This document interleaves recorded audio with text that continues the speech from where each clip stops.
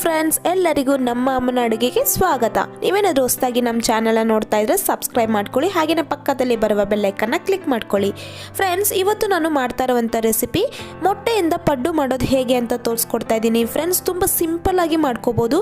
ನೀವು ಈ ರೆಸಿಪಿನ ಬ್ರೇಕ್ಫಾಸ್ಟಿಗೆ ಮಾಡ್ಕೋಬೋದು, ಹಾಗೆಯೇ ನಿಮಗೆ ಸ್ನ್ಯಾಕ್ಸ್ ಆಗಿ ಕೂಡ ಮಾಡ್ಕೊಂಡು ತಿನ್ಬೋದು. ತುಂಬಾ ಚೆನ್ನಾಗಿರುತ್ತೆ. ಇವಾಗ ಎಗ್ ಪಡ್ಡು ಮಾಡೋದಕ್ಕೆ ಬೇಕಾಗಿರೋ ಇಂಗ್ರೀಡಿಯೆಂಟ್ಸ್, ಇಲ್ಲಿ ನಾನು 1 ಕ್ಯಾರೆಟ್ನ ಈ ಥರ ಸ್ಕ್ರೇಪ್ ಮಾಡಿ ಇಟ್ಕೊಂಡಿದ್ದೀನಿ. ಹಸಿಮೆಣಸಿನ್ಕಾಯಿ 2ನೇ ಈ ಥರ ಚಿಕ್ಕದಾಗಿ ಕಟ್ ಮಾಡಿ ಇಟ್ಕೊಂಡಿದ್ದೀನಿ. ಈರುಳ್ಳಿ 1ನ ಈ ಥರ ಚಿಕ್ಕದಾಗಿ ಕಟ್ ಮಾಡಿ ಇಟ್ಕೊಂಡಿದ್ದೀನಿ. ಶುಂಠಿ 1 ಇಂಚ್ ಆಗೋಷ್ಟು ಈ ಥರ ಚಿಕ್ಕದಾಗಿ ಕಟ್ ಮಾಡಿ ಇಟ್ಕೊಂಡಿದ್ದೀನಿ. ಕ್ಯಾಪ್ಸಿಕಮ್ 1/4 ಕಪ್ ಅಷ್ಟು ತೊಗೊಂಡಿದ್ದೀನಿ. ಕೊತ್ತಂಬರಿ ಸೊಪ್ಪು 1/4 ಕಪ್ ಅಷ್ಟು ತೊಗೊಂಡಿದ್ದೀನಿ. ಟೊಮೆಟೊ 1ನ ಈ ಥರ ಕಟ್ ಮಾಡಿ ಇಟ್ಕೊಂಡಿದ್ದೀನಿ. ಅರಿಶಿನ ಪುಡಿ ಅರ್ಧ teaspoon, chaat masala 1/4 teaspoon, ಅಚ್ಕಾರದ ಪುಡಿ 1 ಟೇಬಲ್ ಸ್ಪೂನ್, ಧನಿಯಾ ಪುಡಿ ಅರ್ಧ ಟೇಬಲ್ ಸ್ಪೂನ್, ಗರಂ ಮಸಾಲ ಅರ್ಧ ಟೇಬಲ್ ಸ್ಪೂನ್. 5 ಮೊಟ್ಟೆನ ಈ ಥರ ನಾನು ಒಡೆದು ಒಂದು ಬೌಲಲ್ಲಿ ಹಾಕಿ ಇಟ್ಕೊಂಡಿದ್ದೀನಿ.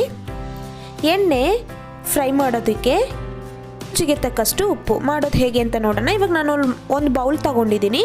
ಇವಾಗ ಈ ಬೌಲ್ಗೆ ನಾನು ಮೊಟ್ಟೆನ ಹಾಕೊತಾ ಇದ್ದೀನಿ. 5 ಮೊಟ್ಟೆನ ಒಡೆದು ಹಾಕ್ಕೊಂಡಿರೋದು.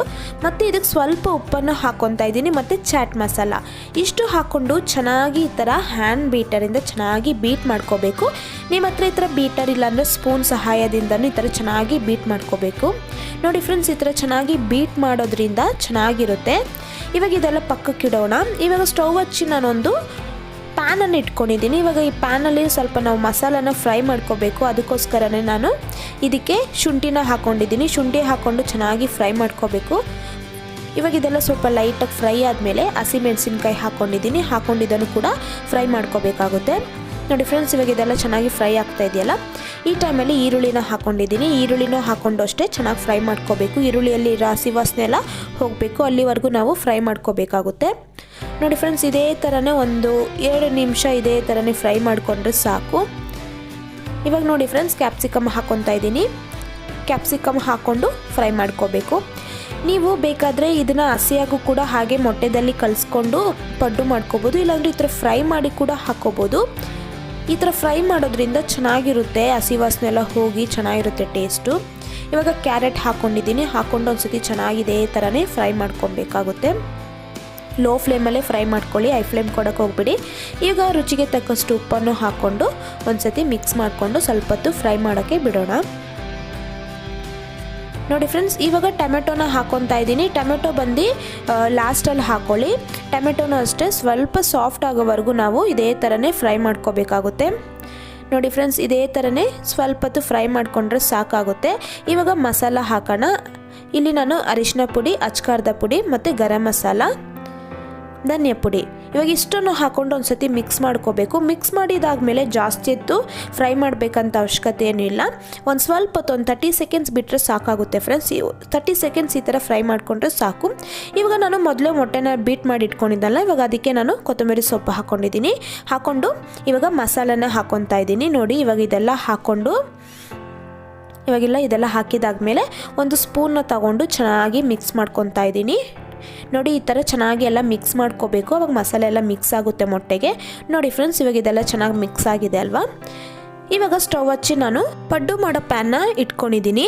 ಇವಾಗ ಇದಕ್ಕೆ ನಾನು ಎಣ್ಣೆನ ಹಾಕ್ಕೊತಾ ಇದ್ದೀನಿ. ಒಂದು 1/4 ಟೀ ಸ್ಪೂನ್ ಅಷ್ಟು ಎಣ್ಣೆ ಹಾಕ್ಕೊಂಡ್ರೆ ಸಾಕಾಗುತ್ತೆ. ಇವಾಗ ಎಣ್ಣೆ ಎಲ್ಲ ಹಾಕಿದಾದ್ಮೇಲೆ ಒಂದು ಸೌಟ್ ಸಹಾಯದಿಂದ ಈ ಥರ ಪಡ್ಡುನ ಹಾಕ್ಕೊತಾ ಇದ್ದೀನಿ. ನೋಡಿ ಫ್ರೆಂಡ್ಸ್, ಇದೇ ಥರನೇ ನಾನು ಎಲ್ಲದಕ್ಕೂ ಹಾಕ್ಕೊತಾ ಇದ್ದೀನಿ. ಹಾಕಿದಾದ್ಮೇಲೆ 1 ನಿಮಿಷ ಇದೇ ಥರ ಲೋ ಫ್ಲೇಮಲ್ಲೇ ಬಿಟ್ಟರೆ ಸಾಕಾಗುತ್ತೆ. ನೋಡಿ ಫ್ರೆಂಡ್ಸ್, ಮೊಟ್ಟೆ ಅಲ್ವಾ, ಬೇಗನೆ ಬೇಯುತ್ತೆ. ಇವಾಗ ನೋಡಿ, ಇನ್ನೊಂದು ಸೈಡು ನಾನು ಇದೇ ಥರನೇ ತಿರ್ಸಿ ಹಾಕ್ಕೊತಾ ಇದ್ದೀನಿ.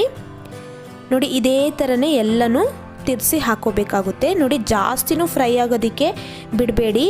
ನೋಡಿ, ಇದೇ ಥರನೇ ಲೈಟಾಗಿ ಗೋಲ್ಡನ್ ಬ್ರೌನ್ ಬಂದರೆ ಸಾಕು ಫ್ರೆಂಡ್ಸ್. ಇವಾಗ ನೋಡಿ, ಇದೇ ಥರನೇ ನಾನು ಎಲ್ಲನೂ ತಿರ್ಸಿ ಹಾಕ್ಕೊಂಡಿದ್ದೀನಿ. ಇವಾಗ ನೋಡಿ ಫ್ರೆಂಡ್ಸ್, ಇದನ್ನು ಒಂದು ಸ್ವಲ್ಪ ಹೊತ್ತು 30 ಸೆಕೆಂಡ್ಸ್ ಬಿಟ್ಟರೆ ಇನ್ನೊಂದು ಕಡೆನೂ ಚೆನ್ನಾಗಿ ಬೇಯುತ್ತೆ. ಇವಾಗ ಇದೆಲ್ಲ ರೆಡಿ ಆಗಿದೆ. ನಾನು ಇದನ್ನು ಸಪ್ರೇಟಾಗಿ ಒಂದು ಬೌಲಲ್ಲಿ ಹಾಕಿಟ್ಕೊತಾ ಇದ್ದೀನಿ. ಇವಾಗ ಇದೇ ಥರನೇ ನಾನು ಎಲ್ಲ ಪಡ್ಡೂ ಇದೇ ಥರನೇ ಮಾಡಿ ಹಾಕ್ಕೊತಾ ಇದ್ದೀನಿ. ನೋಡಿ ಫ್ರೆಂಡ್ಸ್, ಇವಾಗ ಇನ್ನೊಂದು ಸತಿನೂ ಹಾಕ್ಕೊಂಡು ಇದೇ ಥರನೇ ತಿರ್ಸಿ ಹಾಕ್ಕೊತಾ ಇದ್ದೀನಿ. ನೋಡಿ ಫ್ರೆಂಡ್ಸ್, ಎಷ್ಟು ಸಿಂಪಲ್ಲಾಗಿ ನಾವು ಮನೇಲೇ ಎಗ್ ಪಡ್ಡು ಮಾಡೋದು ಹೇಗೆ ಅಂತ ನೋಡಿದ್ರಲ್ಲ, ತುಂಬಾ ಚೆನ್ನಾಗಿರುತ್ತೆ ಫ್ರೆಂಡ್ಸ್. ನೋಡಿ ಇವಾಗ ಇದೆಲ್ಲ ರೆಡಿಯಾಗಿದೆ. ನಾನು ಸಪ್ರೇಟಾಗಿ ಸರ್ವಿಂಗ್ ಪ್ಲೇಟಲ್ಲಿ ಹಾಕಿಟ್ಕೊಂಡಿದ್ದೀನಿ. ನೋಡಿ ಎಷ್ಟು ಚೆನ್ನಾಗಿದೆ ಅಂತ. ಸೂಪರಾಗಿರೋ ಎಗ್ ಪಡ್ಡು ಮಾಡೋದು ಹೇಗೆ ಅಂತ ನೋಡಿದ್ರಲ್ಲ, ತುಂಬಾ ಚೆನ್ನಾಗಿರುತ್ತೆ. ನೀವು ಕೂಡ ಮನೇಲಿ ಒಂದ್ಸತಿ ಟ್ರೈ ಮಾಡಿ ಹೇಗೆ ಬಂತು ಅಂತ ಕಮೆಂಟ್ ಮಾಡಿ. ಹಾಗೆಯೇ ನಮ್ಮ ಅಮ್ಮನ ಅಡುಗೆ ಚಾನಲ್ನ ಸಬ್ಸ್ಕ್ರೈಬ್ ಮಾಡ್ಕೊಳ್ಳಿ, ಪಕ್ಕದಲ್ಲಿ ಬರುವ ಬೆಲ್ ಐಕಾನ್ನ ಕ್ಲಿಕ್ ಮಾಡ್ಕೊಳ್ಳಿ. ಈ ವಿಡಿಯೋ ನೋಡಿರುವ ಎಲ್ಲ ವೀಕ್ಷಕರಿಗೂ ಧನ್ಯವಾದಗಳು.